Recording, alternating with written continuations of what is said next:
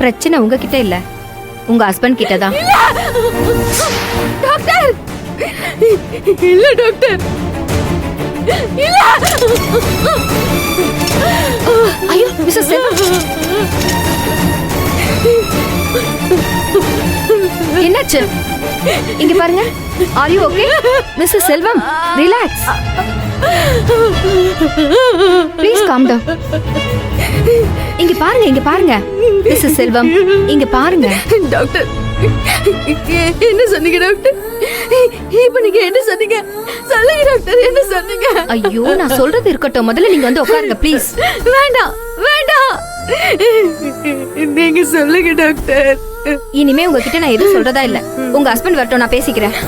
இல்ல இல்ல டாக்டர், வேண்டாம் டாக்டர், அவர்கிட்ட சொல்லிடாதீங்க டாக்டர், ப்ளீஸ் டாக்டர், சொல்லிடாதீங்க டாக்டர். முதல்ல எந்திரிங்க. ஐயோ என்ன பண்றீங்க டாக்டர்? இது ப்ளீஸ் கால விடுங்க. முதல்ல எந்திரிங்க ப்ளீஸ். சொன்னா கேளுங்க, தயவு செஞ்சு எந்திரிங்க ப்ளீஸ். இல்ல டாக்டர், முதல்ல எந்திரிங்க. இந்த உண்மையை மட்டும் அவர்கிட்ட சொல்லிடாதீங்க.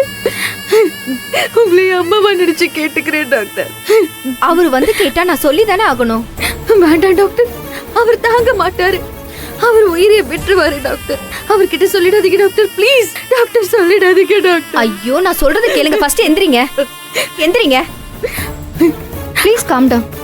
டாக்டர் ப்ளீஸ், அவருக்கு தான் குறை இருக்குன்னு அவருக்கு எப்பவுமே தெரியவே கூடாது. கண்டிப்பா அவர் தாங்கிக்க மாட்டாரு டாக்டர்.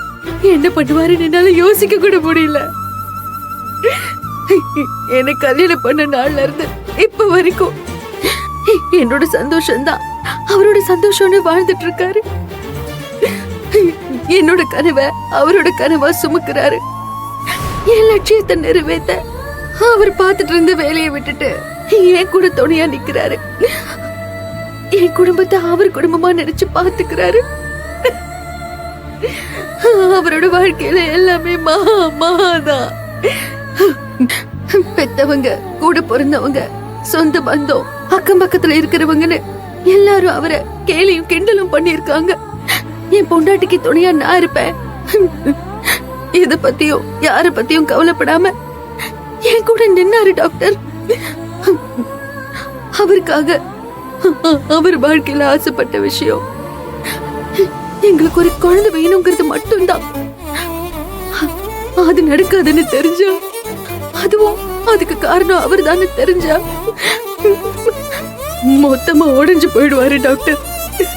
குழந்தைய விடுங்க, எனக்கு என் புருஷன் தான் முக்கியம்.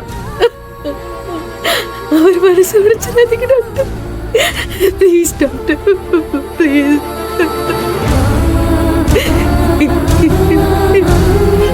மகா,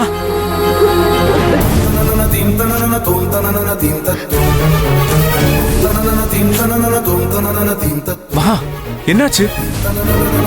ரிசல்ட் என்னாச்சு மகா? மகா,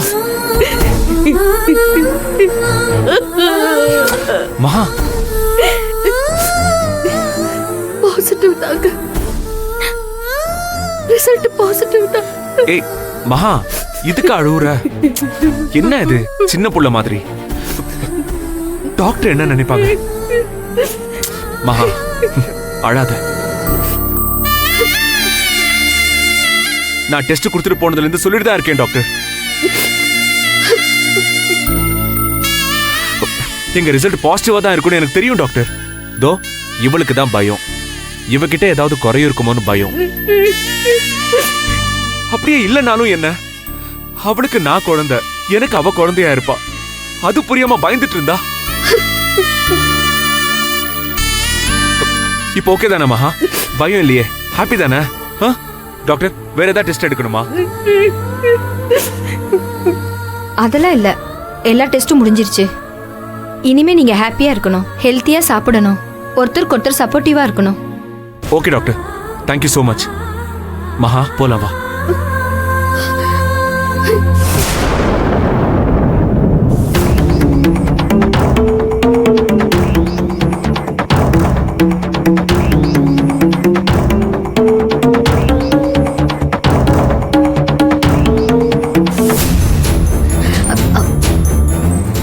ஹேண்ட்பேக்கை மறந்து வச்சுட்டேன். ஒரு நிமிஷங்க.